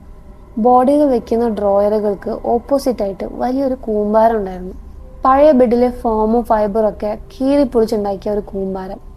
അതിൻ്റെ നടുവിൽ ആ ജീവിക്ക് ചുരുണ്ട് കിടക്കാൻ പാകത്തിനൊരു കുഴിയുണ്ട്. ഇതായിരുന്നു അതിൻ്റെ കൂട്. ഞാൻ ആ മോൺസ്റ്ററിൻ്റെ ബെഡ്റൂമിലാണ് ചെന്ന് പെട്ടത്. എൻ്റെ ഹൃദയം പടപടാന്നടിക്കുന്നുണ്ടായിരുന്നു. ജീവനോടെ ഉണ്ടോ എന്ന് നോക്കാൻ പൾസ് നോക്കേണ്ട കാര്യമില്ലായിരുന്നു. അത്രയ്ക്ക് സ്പീഡിൽ ചൂട് ചോര എൻ്റെ ശരീരത്തിലൂടെ ഓടുന്നത് എനിക്ക് ഫീൽ ചെയ്യാം. സമയം തീർന്നുകൊണ്ടിരിക്കുകയാണ്. ഞാൻ ഫ്രീസർ വാതിൽ നോക്കി. അതിൽ ലോക്കില്ല. അത് പുറത്തേക്കാണ് തുറക്കുന്നത്. അതുകൊണ്ട് അത് തടഞ്ഞു വയ്ക്കാൻ പറ്റില്ല. ഞാൻ 2 ബോഡി ഡ്രോയറുകൾ വലിച്ചു നോക്കി. പക്ഷെ അത് അനങ്ങുന്നില്ല.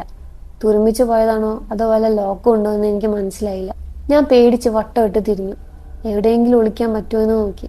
അവിടെ കർട്ടനോ മേശകളോ ഒന്നുമില്ല. ഞാൻ ശരിക്കും കുടുങ്ങി. പെട്ടെന്ന് എനിക്കൊരു ഐഡിയ തോന്നി. അതെങ്ങനെ വന്നതാണെന്ന് എനിക്കറിയില്ല. ഞാൻ ചിന്തിച്ചു പോലുമില്ല. ആ ബെഡ് ഫോമുകൾ കൂട്ടിയിട്ടിരുന്ന കൂമ്പാരത്തിലേക്ക് ഞാൻ തലയും കുത്തി നൂഴ്ന്നു കയറി. അതിൻ്റെ സ്മെല്ല് ഭയങ്കര വൃത്തിയായിട്ടതായിരുന്നു. ഛർദ്ദിക്കാൻ വന്നെങ്കിലും ഞാൻ പല്ല് കടിച്ചമർത്തി അവിടെ കിടന്നു. ടോർച്ച് ഓഫ് ചെയ്തു. ആ ജീവി ഒരു മുരൾച്ചയോടെ അകത്തേക്ക് വന്നു. അതിൻ്റെ നഖങ്ങൾ ടൈലിൽ മുട്ടുന്ന ശബ്ദം എനിക്ക് കേൾക്കാം. അത് കുറേ നേരം അവിടെ നടന്നു. നല്ലോണം കിതയ്ക്കുന്നുണ്ടായിരുന്നു. അപ്പോഴാണ് മെറ്റൽ വലിച്ചു കീറുന്ന പോലെ ഒരു ശബ്ദം കേട്ടത്. അത് ഓരോ ബോഡി ഡ്രോയറുകളും വലിച്ചു തുറന്ന് എന്നെ തിരയാണ്. കുറേ നേരം അത് തുടർന്നു. എന്നിട്ട് അത് തിരിച്ച് പോസ്റ്റ്മോർട്ടം റൂമിലേക്ക് തന്നെ പോയി. ആ ബെഡ് കൂമ്പാരത്തിനടിയിൽ കിടക്കുന്നത് കൊണ്ട് അത് അവിടെ എന്തൊക്കെയോ തിരയുന്നതും ദേഷ്യപ്പെട്ട് ചീറ്റുന്നതും എനിക്ക് കേൾക്കായിരുന്നു. പക്ഷെ ആ ശബ്ദം അധികം നീണ്ടു നിന്നില്ല. പുറത്തധികം തിരയൊന്നും ഇല്ലാത്തതുകൊണ്ട് ആ ജീവി തിരിച്ച് കോൾഡ് സ്റ്റോറേജ് റൂമിലേക്ക് തന്നെ വന്നു. കുറച്ചു നേരം അത് അവിടെ അങ്ങോട്ടും ഇങ്ങോട്ടും നടന്നു.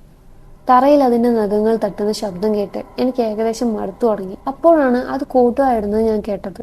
ഒരു നിമിഷം കഴിഞ്ഞപ്പോൾ ആ ജീവി അതിൻ്റെ കൂട്ടിലേക്ക് കയറി കിടന്നപ്പോൾ ബെഡ് ഫോമുകൾ അമരുന്നതും മാറുന്നതും എനിക്ക് ഫീൽ ചെയ്യാം. അത് കംഫർട്ടബിൾ ആകാൻ വേണ്ടി കുറെ നേരം അവിടെ കിടന്ന് ഉരസുന്നുണ്ടായിരുന്നു. പെട്ടെന്ന് തന്നെ അത് കൂർക്കം വലിക്കാൻ തുടങ്ങി. മോൺസ്റ്ററിന്റെ ബെഡിന് താഴെയുള്ള സാധനം ഞാനാണല്ലോ എന്ന് ആലോചിച്ചപ്പോൾ എനിക്ക് ചിരി വരാൻ തുടങ്ങി. ചിരി അടക്കി പിടിക്കാൻ ഞാൻ എൻ്റെ വിരലുകൾ കടിച്ചു പിടിച്ചു. പേടി കൊണ്ടും എക്സൈറ്റ്മെന്റ് കൊണ്ടും എൻ്റെ ഹൃദയം ചെവിക്കല്ലിൽ അടിക്കുന്നത് പോലെ എനിക്ക് തോന്നി. ജീവൻ രക്ഷിക്കാൻ വേണ്ടി എന്ത് ചെയ്യാനും എൻ്റെ ബോഡി റെഡിയായി നിൽക്കുമായിരുന്നു. ഇഞ്ചിഞ്ചായി ഞാൻ ആ ബെഡ് ഫോമിന് അടിയിൽ നിന്ന് പുറത്തേക്ക് നൂഴ്ന്നു വന്നു. ഫ്രീ ആയതും ഞാൻ ഒന്ന് തിരിഞ്ഞു നോക്കി. ആ ജീവി ഉറക്കത്തിൽ ഒരു തരം ബസ്സിങ് ശബ്ദം ഉണ്ടാകുന്നുണ്ടായിരുന്നു. ആ റൂമിൽ ജനലുകളൊന്നുമില്ലായിരുന്നു. ടോർച്ച് ഓൺ ചെയ്യാനുള്ള ധൈര്യം എനിക്ക് ഒട്ടുമില്ലായിരുന്നു. അതുകൊണ്ട് അതിൽ നിന്ന് ഓടിപ്പോകുമ്പോൾ കണ്ട ചില കാഴ്ചകളല്ലാതെ ആ മോൺസ്റ്ററെ എനിക്ക് ശരിക്കും കാണാൻ പറ്റിയില്ല. തറയിൽ തടസ്സങ്ങളുണ്ടോ എന്ന് കൈകൾ കൊണ്ട് മെല്ലെ തപ്പി നോക്കി ഞാൻ ഇഴഞ്ഞു നീങ്ങി. ഫ്രീസറിൽ നിന്നും പോസ്റ്റ്മോർട്ടം റൂമിലൂടെ ഞാൻ ബേസ്മെന്റിന്റെ ഹാളിലെത്തി. മോർഗിന്റെ വാതിൽ മെല്ലെ അടച്ചു കഴിഞ്ഞപ്പോഴാണ് എനിക്ക് ടോർച്ച് ഇടാൻ ധൈര്യം വന്നത്. അപ്പോഴേക്കും ടോർച്ചിന്റെ ബാറ്ററി തീരാറായിരുന്നു. എങ്കിലും മെയിൻ സ്റ്റെപ്സ് കണ്ടുപിടിക്കാനും മെയിൻ എൻട്രൻസ് എത്താനും ആ വെളിച്ചം എന്നെ സഹായിച്ചു. സൂര്യന്റെ ആദ്യ കിരണങ്ങൾ ജനലിലൂടെ അകത്തേക്ക് വരുന്നുണ്ടായിരുന്നു. ഞാൻ റിസപ്ഷൻ ഡെസ്ക് കഴിഞ്ഞ് ലോബിയിലൂടെ ഓടി. ആ ഫ്രോസ്റ്റഡ് ഗ്ലാസ് ഡോർ വലിച്ചു തുറന്നതും ഞാൻ സ്റ്റാൻലിയുടെ മുഖത്തിന് നേരെയാണ് ചെന്നെത്തിയത്. അയാളുടെ ഒരു കയ്യിൽ 2 കോഫി കപ്പുകളുള്ള ട്രേയും ഒരു പേപ്പർ ബാഗും ഉണ്ടായിരുന്നു. മറ്റേ കൈകൊണ്ട് അയാൾ സെക്യൂരിറ്റി ഗേറ്റ് പൊക്കുമായിരുന്നു. ഡാർക്ക് രാത്രി ആയിരുന്നല്ലേ. അയാൾ എന്നെ അടിമുടി നോക്കിക്കൊണ്ടൊന്ന് ചോദിച്ചു, നിന്റെ ഒരു ഷൂ എവിടെ പോയി? ഞാൻ എൻ്റെ കയ്യിലുണ്ടായിരുന്ന ആ വലിയ ടോർച്ച് എടുത്ത് അവൻ്റെ തലയ്ക്ക് അടിക്കാൻ നോക്കി. അയാൾ അത് തടഞ്ഞു. ഞാൻ കോഫി കൊണ്ടുവന്നിട്ടുണ്ട് എന്ന് പറഞ്ഞ് അയാൾ ആ ട്രേ പൊക്കി കാണിച്ചു. ഞാൻ വീണ്ടും ടോർച്ച് കൊണ്ട് വീശി. ഇത്തവണ അവൻ അതെൻ്റെ കയ്യിൽ നിന്ന് തട്ടിപ്പറിച്ച് വാങ്ങി. ഒന്ന് നിർത്ത്, എൻ്റെ കോഫി താഴെ പോവും. ഞാൻ അവൻ്റെ മുഖത്തേക്ക് നോക്കി കുറെ തെറി വിളിച്ചു. ആ ഒഴിഞ്ഞ ബിൽഡിങ്ങിൽ എൻ്റെ ശബ്ദം മുഴങ്ങുന്നുണ്ടായിരുന്നു. ഞാൻ എത്രത്തോളം ഒച്ചയുണ്ടാക്കുന്നുണ്ടെന്ന് എനിക്ക് അപ്പോഴാണ് മനസ്സിലായത്. ഞാൻ സ്റ്റാൻലിയെ തട്ടി മാറ്റി പടികൾ ഇറങ്ങി ഓടി. പകുതി പടികൾ എത്തിയപ്പോൾ ഞാൻ തിരിഞ്ഞു നോക്കി. ഓ പേടിക്കണ്ട, അവനിപ്പോൾ ഉറക്കത്തിലാ. സെക്യൂരിറ്റി ഗേറ്റ് പൂട്ടിയിട്ട് അയാൾ പറഞ്ഞു. ചിലപ്പോൾ അവൻ ദിവസങ്ങളോളം മാസങ്ങളോളം കൂട്ടിൽ നിന്ന് പുറത്തിറങ്ങില്ല.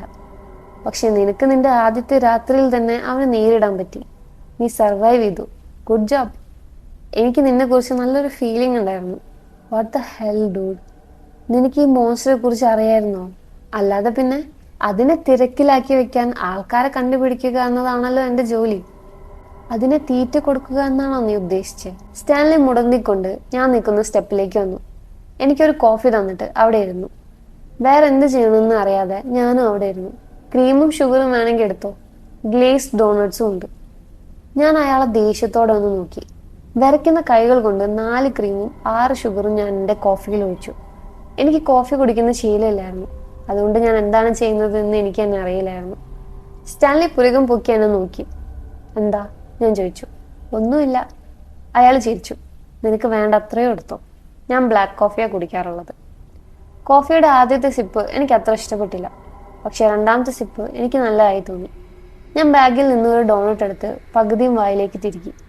സ്റ്റാൻലി മുഖം ചുളിച്ചുകൊണ്ട് കോഫി കുടിച്ചു. ഞങ്ങൾ അതിന് തീറ്റ കൊടുക്കുകയല്ല, അതിനെ ഒന്ന് എൻ്റർടൈൻ ചെയ്യിപ്പിക്കുകയാണ്, അയാൾ പറഞ്ഞു. ഐ മീൻ, ഇടയ്ക്കൊക്കെ ആരെങ്കിലും കൊല്ലപ്പെടാറുണ്ട്. പക്ഷെ ഞങ്ങളത് ഒഴിവാക്കാൻ നോക്കും. ലക്ഷ്യം അതിനെ തിരക്കിലാക്കി വെക്കുക എന്നതാണ്. ആ ജീവി എപ്പോഴെങ്കിലും ഉണർന്നാലോ എന്ന് കരുതി എല്ലാ രാത്രിയും ഒരാൾ അവിടെ ഉണ്ടാവണം. ഓടിപ്പിക്കാൻ ഒരാളില്ലെങ്കിൽ അതിന് ബോറടിക്കും. എന്നിട്ട് അത് പുറത്തിറങ്ങാൻ നോക്കും. അത് പുറത്തിറങ്ങിയ വലിയ പ്രശ്നമാണ്. ഹാളിലൂടെ ഓടാൻ ഞങ്ങൾക്കൊരു റെഗുലർ ഗ്രൂപ്പ് തന്നെയുണ്ട്. പക്ഷേ റൂസോയ്ക്ക് ഒരു ആക്സിഡന്റ് പറ്റി. അതുകൊണ്ട് ആ വേക്കൻസി നികത്താൻ ഒരാൾ ഉടനെ വേണമായിരുന്നു. ആക്സിഡന്റ് എന്ന് പറഞ്ഞാൽ ആ ജീവി പിടിച്ചെന്നാണോ? അല്ല, അവനൊരു കാർ ഇടിച്ചു. അവൻ്റെ പെൽവിസ് ഒക്കെ ഒടിഞ്ഞു. അതുകൊണ്ട് നിന്നെ പോലെ ആദ്യം കണ്ട ഒരു മണ്ടനെ ഞാൻ പിടിച്ച് ഈ ജോലിക്കിട്ടു. വേറെ 3 പേര് കൂടി ഇന്റർവ്യൂവിന് വന്നിരുന്നു.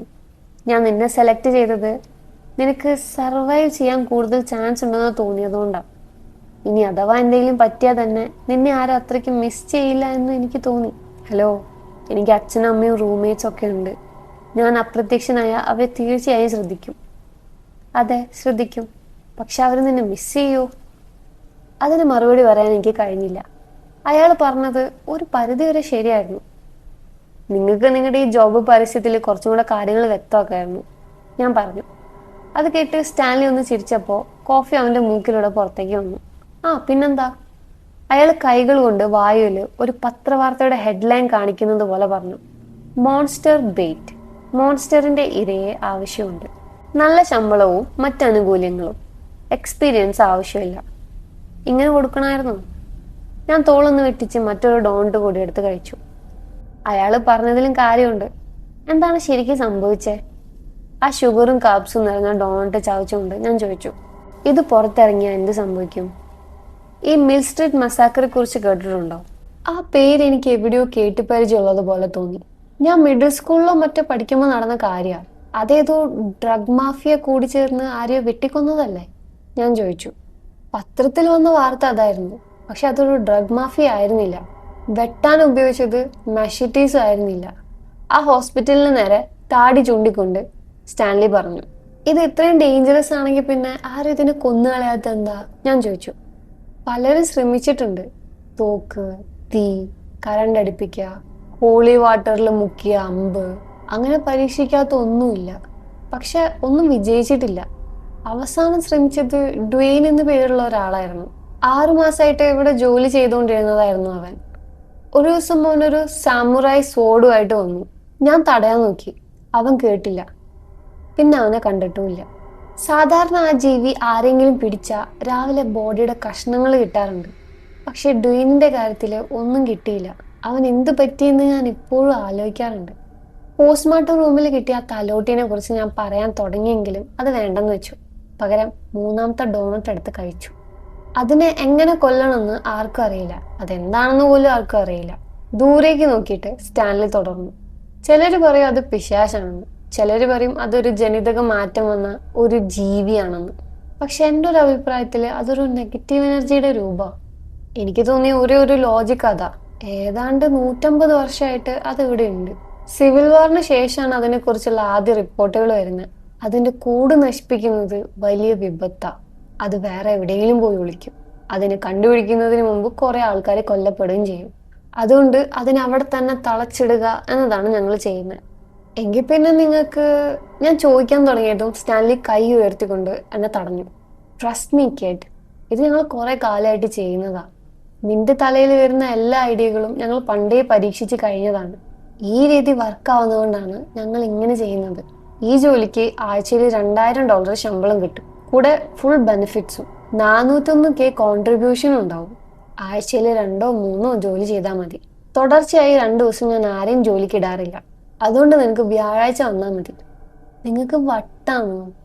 ഇനി ഞാൻ ഇങ്ങോട്ട് വരുമോ? മോൺസ്റ്ററിന്റെ കൂടെ ഒളിച്ച് കളിക്കാൻ വേറെ ആരെങ്കിലും നോക്ക്.